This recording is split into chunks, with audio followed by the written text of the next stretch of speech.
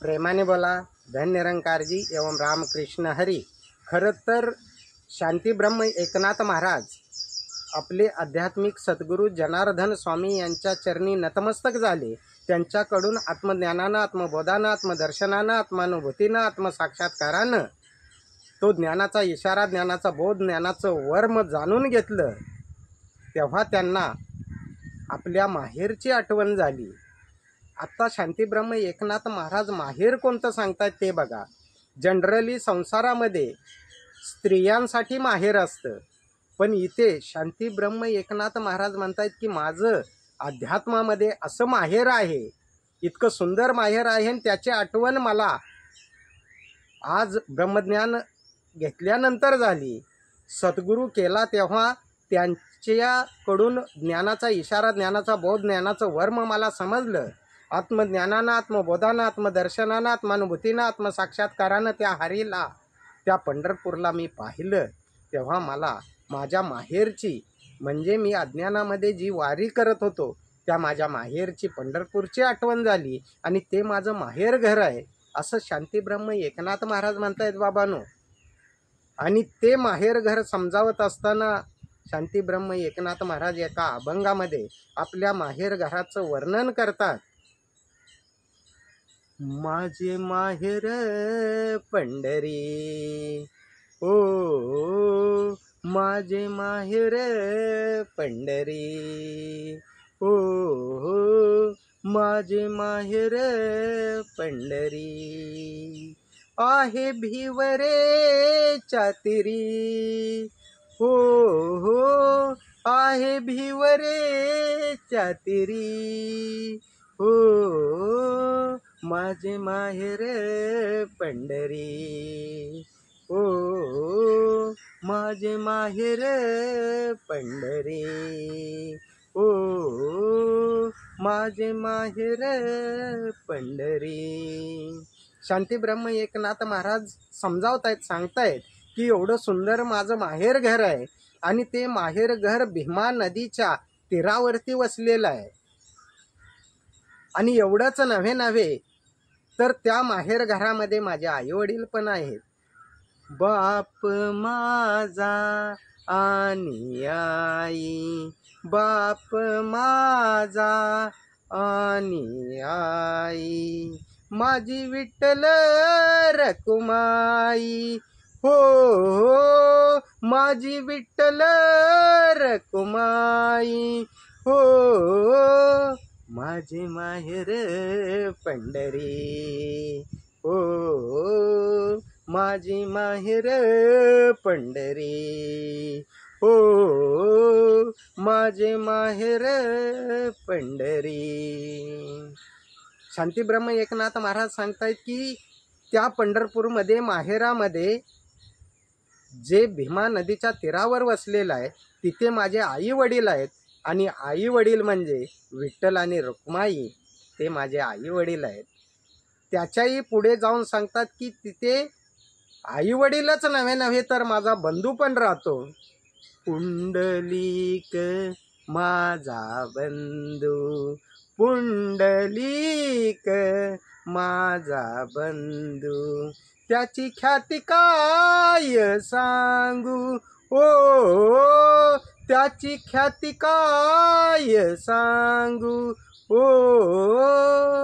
माझे माहेर पंढरी, ओ माझे माहेर पंढरी, ओ माझे माहेर पंढरी।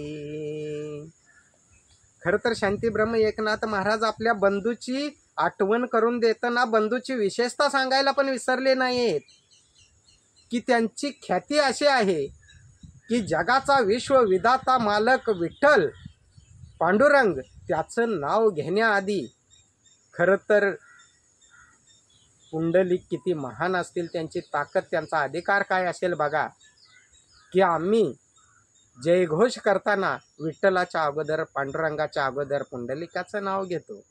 पुंडलिका वरदेव हरी विठ्ठल, श्री ज्ञानदेव तुकाराम, पंढरीनाथ भगवान की जय असा आपण जयघोष करतो. म्हणजे किती मोठा अधिकार, किती मोठी ख्याती त्या पुंडलिकाची असेल. आणि म्हणून शांतीब्रह्म एकनाथ महाराज म्हणतायत की असा माझा बंधू पण त्या माहेर घरामध्ये राहतो. एवढंच नव्हे तर माझी एक बहीण ही तिथं वास्तव्य करते, राहते. आणि ती बहीण कशी आहे हे सांगत असताना शांतीब्रह्म एकनाथ महाराज म्हणतात, चंद्रभागा माझी बहीण, माझी बहीण चंद्रभागा, करितासे पाप भंगा, ओ करितासे पाप भंगा, ओ माझे माहेर पंढरी, ओ माझे माहेर पंढरी, ओ माझे माहेर पंढरी. माझी बहीण अशी आहे चंद्रभागा. तिथं गेल्यानंतर तिच्या चरणी नतमस्तक झाल्यानंतर तुमच्यामध्ये राग द्वेष मोह मत्सर अहंकार षड्रिपू विकार असं पाप आहे ते खरं तर क्लीन होतं आणि तुम्ही खरं तर संत बनता. खरं तर तुम्ही संताच्या पात्रतेचे बनता. अशी माझी बहीण आहे. त्याच्याही पुढे जाऊन शांतीब्रह्म एकनाथ महाराज म्हणतात, या सगळ्या माहेरची मला आठवण तेव्हा झाली जेव्हा मी आध्यात्मिक सद्गुरूला म्हणजे जनार्दन स्वामींना शरण गेलो. म्हणून शांतीब्रह्म एकनाथ महाराज सांगतायत, समजावतायत, एका जनार्दनी शरण, एका जनार्दनी शरण, करी माहेरची आठवण, ओ करी माहेरची आठवण, ओ माझे माहेर पंढरी, ओ माझे माहेर पंढरी, ओ माझे माहेर पंढरी. आता या ठिकाणी शांतीब्रह्म एकनाथ महाराज शेवटच्या चरणामध्ये म्हणतायत की ज्या वेळेला मी आध्यात्मिक गुरुला शरण गेलो त्यावेळेला मला आज कळालं, वारी वारी जन्म मरणाते वारी, हारी पडलो आता संकटनी वारी. खरं तर त्या हरीला जाणल्यानंतर जेव्हा नव्हते चराचर तेव्हा होते पंढरपूर.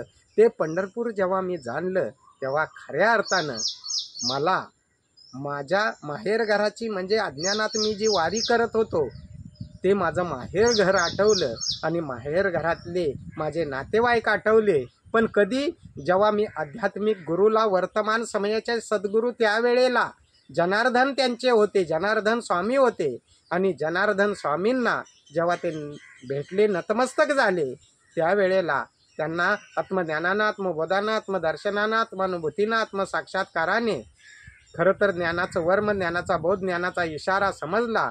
आणि खरं तर याच डोळ्याने त्या पंढरपूरला पाहिलं की जेव्हा नव्हते चराचर तेव्हा होते पंढरपूर. सूर्यचंद्र तारे आप तेज वायू तुम्ही आम्ही, कोल्हापूर सोलापूर उभयचर जलचर भूचर काहीच नव्हतं तेव्हा होते पंढरपूर.